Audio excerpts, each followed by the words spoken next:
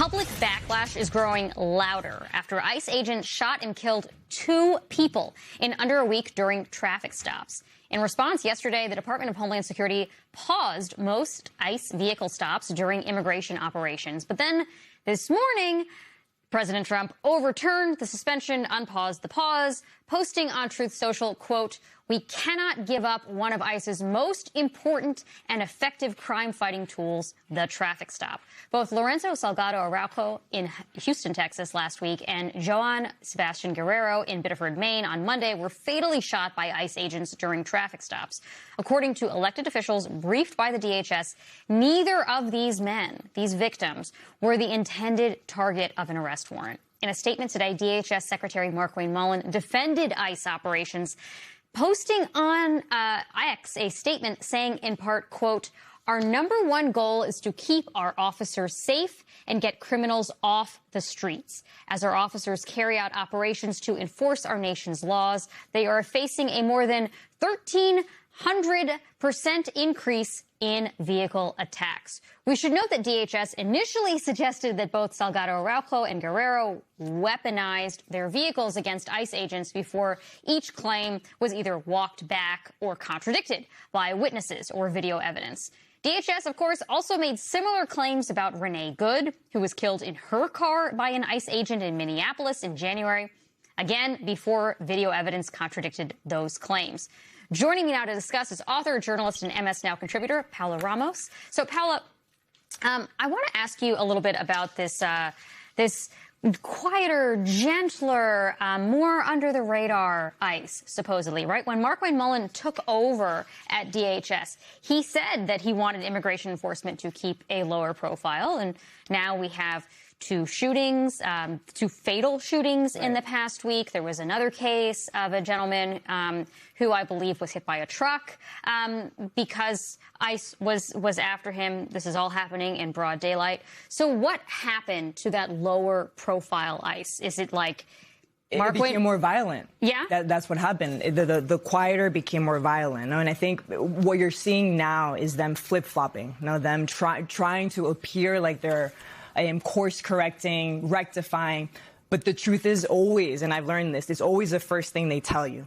It's always that visceral response that they've had 3, 4, 5, 6 months ago, which is when Trump told us that migrants were poisoning the blood of this country, which is when they told us that they believe that immigrants are a threat to Western civilization, which is when they tell us that migrants are invading. And that is what they think of Joan in Maine. That's what they think of Lorenzo in Texas. And so they say many things, that they're only going after the criminals, but they're killing innocent fathers. And they will tell you that they left Minneapolis, but they only increase their footprint everywhere. And they will tell you, that perhaps now they're going to stop doing these traffic stoplights.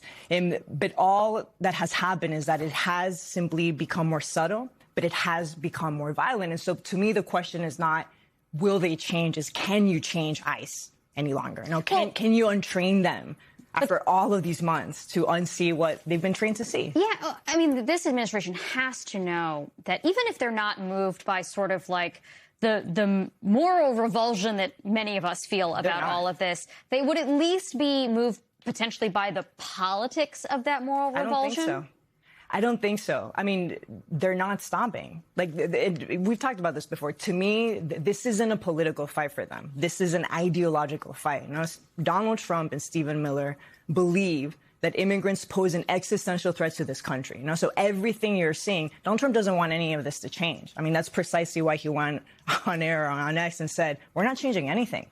This is what mass deportations looked like always from the very beginning, right? What they wake up every morning thinking of is how do we rectify the natural demographic change progression of this country? And that is what is morally outrageous for them, more so than the politics and the polls. And remember, we debate this all the time. Every 4 years, we have this conversation. Mm-hmm. But for them, the winning formula is that they believe that in 2 months or 3 months, when the midterm elections happened, or in 2028, that very same fear and rage that got him elected in 2016 and in 2024 will once again triumph. And that's what they bet on. The Atlantic has been reporting on what actually happened behind the scenes and why Donald Trump decided to overrule his own DHS announcement on pausing traffic stops.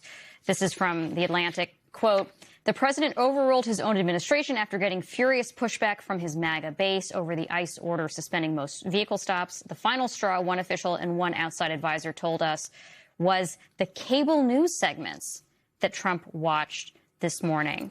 So what does that tell you about who has sway over this president? I think at the end of the day, this is the one issue where I do believe they're all aligned in. No, I think that there are some people in that administration that see the poll numbers, that see these battleground states, that are looking at Texas, and they're scared. They're scared of those Latino Trump supporters. Yeah. They should be. Right. But at the end of the day, they don't want to appear weak. Now, at the end of the day, they know that what drove MAGA to the polls in 2016, more so than economic anxiety, and this has been studied, was the fear of cultural change.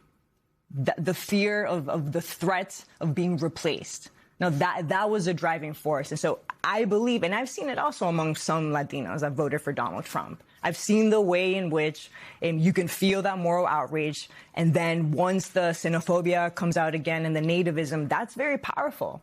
And that to them is a winning formula. And so that, I think, along with what he hates, which is sort of painting him as this weak person. And he hates that. So he wants people to know that, no, they're going to go back and do it. The Times reports that the FBI now has a warrant to search for drugs in Salgado Araujo's van, but, quote, drugs were not the reason for the encounter, and there has been no indication that agents pursuing the van that day had suspected drugs were present.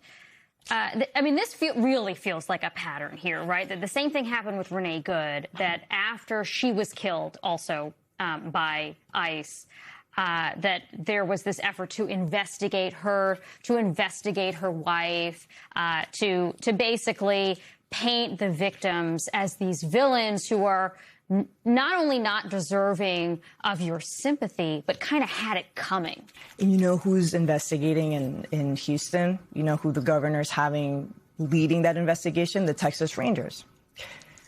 And I think if you are a Latino or an immigrant, and if you're part of these mixed status families, even if you're a Latino Trump supporter, and the governor tells you that it's the Texas Rangers who's going to be investigating this murder that everyone saw with their own eyes, you think about the way in which that institution was formed in the 19th century. An institution and an entity that literally killed Mexicans and Mexican Americans along the southern border and persecuted Native Americans.